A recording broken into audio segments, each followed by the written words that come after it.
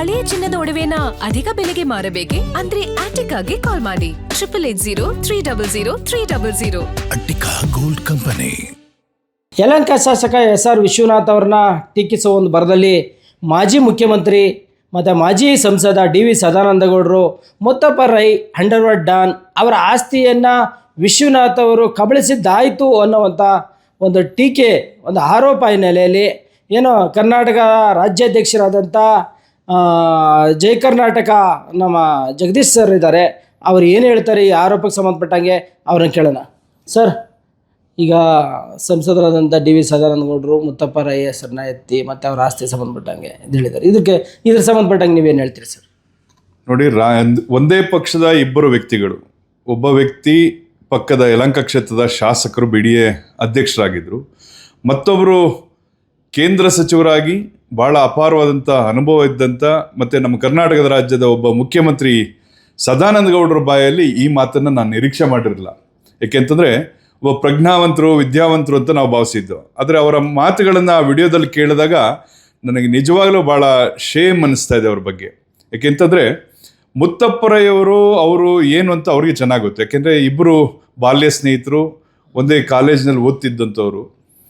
ಮುತ್ತಪ್ಪರಯ್ಯವರು ಇರಬೇಕಾದ್ರೆ ಹಲವಾರು ಸಂದರ್ಭದಲ್ಲಿ ಇದೇ ನಮ್ಮ ಬೆಂಗಳೂರು ಉತ್ತರ ಲೋಕಸಭೆಗೆ ಚುನಾವಣೆ ನಿಂತಹ ಸಂದರ್ಭದಲ್ಲಿ ಅನೇಕ ಶಾಸಕರುಗಳ ಕೈಲಿರ್ಬೋದು ಅಥವಾ ಮುತ್ತಪ್ಪರಯ್ಯವ್ರಿಗೆ ಭೇಟಿ ಮಾಡಿ ನನಗೆ ಸಹಾಯ ಮಾಡಿ ಅಂತ ಅಂಗಲಾಚಿದ್ದು ನನ್ನ ಕಣ್ಮುಂದೆ ಇದೆ.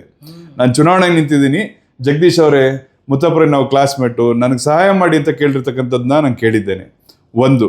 ಎರಡನೇದು, ಮುತ್ತಪ್ಪರಯ್ಯವರ ಇಲ್ಲದೇ ಇದ್ದಂಥ ಸಂದರ್ಭದಲ್ಲಿ, ಅಂದರೆ ಕಳೆದ 3 ವರ್ಷಗಳ ಹಿಂದೆ ಮುತ್ತಪ್ಪರಯ್ಯವರ ಅಂದರೆ ನಮ್ಮ ಜಯ ಕರ್ನಾಟಕ ಸಂಘಟನೆಯ ಒಂದು ವಿಶ್ವ ಕನ್ನಡಿಗರ ಸಮ್ಮೇಳನ ಕಾರ್ಯಕ್ರಮದಲ್ಲಿ ಬಂದು ಪ್ಯಾಲೇಸ್ ಗ್ರೌಂಡ್ ಶೀಶ್ ಮಹಲಲ್ಲಿ ಒಂದು ಕಡೆ ನಮ್ಮ DK ಶಿವಕುಮಾರ್ ಹಾಲಿ ಮುಖ್ಯಮಂತ್ರಿಗಳು, ಇನ್ನೊಂದು ಭಾಗದಲ್ಲಿ ನನ್ನ ಎಡಭಾಗದಲ್ಲಿ ಇದೇ ಸದಾನಂದಗೌಡರು ಕೂತು ಭಾಷಣ ಮಾಡಬೇಕಾದ್ರೆ ಮುತ್ತಪ್ಪರಯ್ಯ ನನ್ನ ಬಾಲ್ಯದ ಗೆಳೆಯ ಹಾಗೆ ಹೀಗೆ ಅಂತ ಹಾಡಿ ಹೊಗಳಿ ಜಯ ಕರ್ನಾಟಕ ಸಂಘಟನೆ ಹಂಗಿರ್ಬೇಕು ಹಿಂಗಿರ್ಬೇಕು, ಇದ್ರ ಜೊತೆಗೆ ನಾನು ಇರ್ತೇನೆ ಅಂತ ಹೇಳಿ ಶುಭವನ್ನು ಹಾರೈಸಿದಂಥವ್ರು ಇವತ್ತು ಮುತ್ತಪ್ಪರಯ್ಯ ಇಲ್ಲದೆ ಇರ್ತಕ್ಕಂಥ ಸಂದರ್ಭದಲ್ಲಿ ಮುತ್ತಪ್ಪರಯ್ಯ ಭೂಗತ ದೊರೆ ಅಂತ ಮಾತು.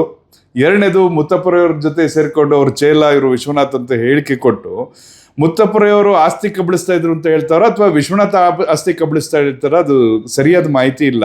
ಆದರೆ ಅವ್ರ ಮಾತಿನ ಬರದಲ್ಲಿ ಒಂದು ಮಾತನ್ನು ಹೇಳ್ತಾರೆ, ಮುತ್ತಪ್ಪರಯ್ಯಗೆ ನಾನೇನು ಇದು ಮುತ್ತಪ್ಪರಯ್ಯ ಇದು 2 ಅಂತಂದರೆ ನಂದು 3 ಅಂತ ಹೇಳ್ತಿದ್ರು. ಇದು ಅರ್ಥ ಏನು ಅಂದರೆ, ಇನ್ನೊಂದು ಕೊನೆಯಾಗ ಒಂದು ಮಾತನ್ನು ಹೇಳ್ತಾರೆ, ನಾನು ಮಚ್ಚು, ದೊಣ್ಣೆ, ರಿವಾಲ್ವರ್ ಇವೆಲ್ಲವನ್ನ ನೋಡ್ಕೊಂಡೆ ರಾಜಕೀಯಕ್ಕೆ ಬಂದಿದ್ದು ಅಂತ.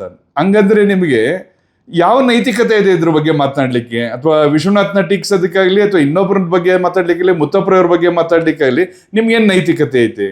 ಒಬ್ಬ ಮಾಜಿ ಮುಖ್ಯಮಂತ್ರಿ, ಮಾಜಿ ಕೇಂದ್ರ ಸಚಿವ, ನೀವು ಮಾತನಾಡ್ಬೇಕಾದ್ರೆ ಜವಾಬ್ದಾರಿತ್ವವಾಗಿ ಮಾತನಾಡಬೇಕೇ ಹೊರತು ಈ ರೀತಿಯ ಉಡಾಫೆ ನಿಮ್ಮ ತೆವಲಿಗೆ ಮಾತನಾಡೋದಾದ್ರೆ ಇದೇ ಜಯ ಕರ್ನಾಟಕ ಸಂಘಟನೆ ನಿಮ್ಮ ಊರಿಗೆ ಬಂದು ನಿಮಗೆ ಧಿಕ್ಕಾರವನ್ನು ಹಾಕದಾಗುತ್ತೆ, ನಿಮಗೆ ತಕ್ಕ ಪಾಠವನ್ನ ಇದೇ ನಿಮ್ಮ ಸುಳ್ಯದಲ್ಲಿ ಕಲಿಸ್ಬೇಕಾಗುತ್ತೆ. ಅದ್ರಲ್ಲಿ ನೀವು ವಾಸ ಮಾಡ್ತಕ್ಕಂಥದ್ದು ಬೆಂಗಳೂರು, ನೆನಪಿರ್ಲಿ. ನೀವು ಮಾಜಿ ಮುಖ್ಯಮಂತ್ರಿ, ನಮ್ಮ ಕಾರ್ಯಕರ್ತರೇನಾದ್ರೂ ಮುತ್ತಪ್ಪರಯ್ಯವ್ರ ಬಗ್ಗೆ ಇಲ್ಲಸದಲ್ದ ಮಾತನಾಡ್ತೀನಿ ಅಂತ ಅಂದ್ರೆ ನಿಮಗೆ ಯಾವ ಮಟ್ಟಕ್ಕೆ ಚೀಮಾರಿ ಹಾಕಬಹುದು? ನಾವು ನಿಮ್ಮ ಥರ ಹೇಳಿದ್ನಲ್ಲ, ಮಚ್ಚು ದೊಣ್ಣೆ ಅಥವಾ ರಿವಾಲ್ವರ್ ತೆಗೆದುಕೊಳ್ಳೋ ಸಂಸ್ಕೃತಿ ನಮಗಿಲ್ಲ. ಮುತ್ತಪ್ಪರಯ್ಯ ಆ ಸಂಸ್ಕೃತಿಯನ್ನು ನಮ್ಗೆ ಯಾವತ್ತೂ ಹೇಳ್ಕೊಡ್ಲಿಲ್ಲ. ಮುತ್ತಪ್ಪರಯ್ಯವರು ನೀವು ಸರಿದಾರಿಯಲ್ಲಿ ಹೋಗಿ, ಒಳ್ಳೆ ದಾರಿಯಲ್ಲಿ ಹೋಗಿ ಅಂತ ಹೇಳಿ ಒಂದು ಸಂಘಟನೆ ಅಂತಂದರೆ ಒಂದು ಶಿಸ್ತಿನಿಂದ ನ್ಯಾಯಬದ್ಧವಾಗಿ ಹೋರಾಟ ಮಾಡಬೇಕು ಅಂತ ಹೇಳಿದಂಥದ್ದು.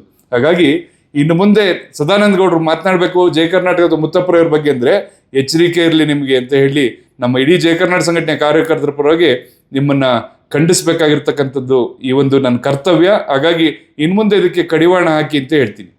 ಅಲ್ಲ, ಇಬ್ಬರು ರಾಜಕೀಯ ನಾಯಕರು ಒಂದೇ ಪಕ್ಷದವರು ಕೂಡ ಅವರವರ ಒಂದು ವಾರ್ಗೆ ಮುತ್ತಪ್ಪರಯ್ಯನ ಮತ್ತು ಅವರ ಆಸ್ತಿನ ಮತ್ತು ಕಬಳಿಗೆ ಸಂಬಂಧಪಟ್ಟಂಗೆ 1, 2 ಏನು ಸರ್ ಅದು?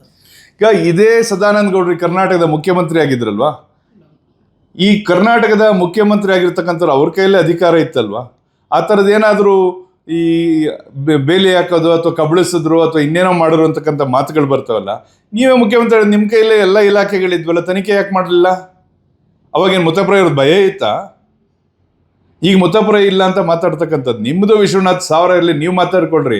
ಒಬ್ಬ ಪಕ್ಷಾತೀತವಾಗಿ ಇರ್ತಕ್ಕಂಥ ಒಬ್ಬ ಮುತ್ತಪ್ಪರಯ್ಯ ಅಂತಂದ್ರೆ ಒಂದು ಜಯ ಕರ್ನಾಟಕ ಸಂಘಟನೆಯನ್ನು ಕಟ್ಟಿ ಲಕ್ಷಾಂತರ ಸದಸ್ಯರನ್ನ ಕಾರ್ಯಕರ್ತನ ಹೊಂದಿರತಕ್ಕಂಥ ಸಂಘಟನೆಯಲ್ಲಿ ಸಾವಿರಾರು ಜನ ಲೀಡರ್ಗಳಾಗಿದ್ದಾರೆ. ನಿಮ್ಮದೇ ಪಕ್ಷದಲ್ಲಿ ಇವತ್ತು ನಮ್ಮ ಸಂಘಟನೆಯ ಕಾರ್ಯಕರ್ತರು ಅನೇಕ ಜನ ಇವತ್ತು ಬೃಹತ್ ಬೆಂಗಳೂರು ಮಹಾನಗರ ಪಾಲಿಕೆ ಸದಸ್ಯರಾಗಿದ್ದಾರೆ, ಜಿಲ್ಲಾ ಪಂಚಾಯತ್ ಸದಸ್ಯರಾಗಿದ್ದಾರೆ, ತಾಲೂಕ್ ಪಂಚಾಯತ್ ಸದಸ್ಯರಾಗಿದ್ದಾರೆ, ಅನೇಕ ಉನ್ನತ ಹುದ್ದೆಗಳನ್ನು ಅಲಂಕರಿಸಿರ್ತಕ್ಕಂಥವ್ರು ಇದ್ದಾರೆ.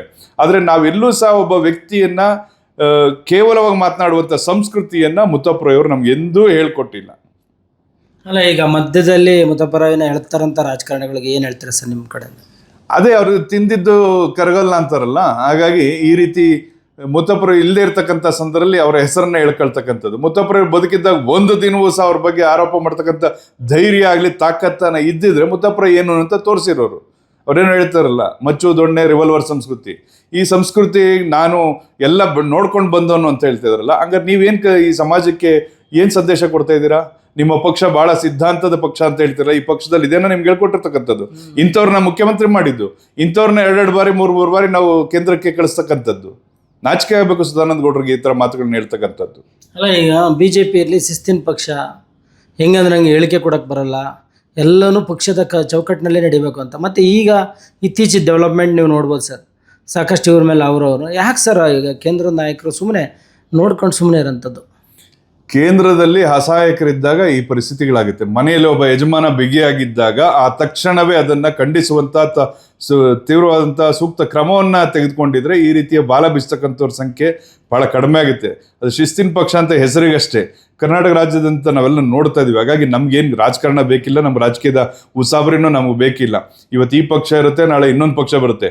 ಆದರೆ ಕಾಯಂ ಆಗಿರ್ತಕ್ಕಂಥದ್ದು ಈ ರಾಜ್ಯದ ನೆಲ ಜಲ ರಕ್ಷಣೆಯನ್ನ ಮಾಡ್ತಕ್ಕಂಥ ಒಂದು ಸ್ವಾಭಿಮಾನದ ಸೇವಾ ಮನೋಭಾವನೆಯೊಂದಿಗೆ ಇವತ್ತು ಏನಾದರೂ ಕರ್ನಾಟಕದಲ್ಲಿ ಒಂದು ಯಾವುದೇ ಆಸೆ ಅಂಶಗಳಿಗೆ ಬಲಿಯಾಗದೆ ಇವತ್ತು ಒಂದು ಕನ್ನಡತನವನ್ನ ಅಥವಾ ಕನ್ನಡಿಗರ ಬಗ್ಗೆ ಧ್ವನಿ ಎತ್ತಕ್ಕಂಥ ಕೇಸ್ಗಳು ಹಾಕ್ಸ್ಕೊಂಡು ಇವತ್ತು ಹೋರಾಟಗಳನ್ನ ಮಾಡ್ತಾ ಇರ್ತಕ್ಕಂಥದ್ದು ಕೇವಲ ಕನ್ನಡ ಪರ ಸಂಘಟನೆಗಳು ಅಂತಕ್ಕಂಥದ್ದು ನಾನು ಘಂಟಾಘೋಷವಾಗಿ ಹೇಳಲಿಕ್ಕೆ ಇಚ್ಛೆ ಪಡ್ತೇನೆ. ನೋಡಿದ್ರಲ್ಲ, ರಾಜಕೀಯ ವೈಷಮ್ಯಗಳು ಏನಾದರೂ ಇದ್ದರೆ ನಿಮ್ಮಲ್ಲೇ ಬಗೆಹರಿಸ್ಕೊಳ್ಳಿ, ಏನಾದರೂ ಮಾಡ್ಕೊಳ್ಳಿ.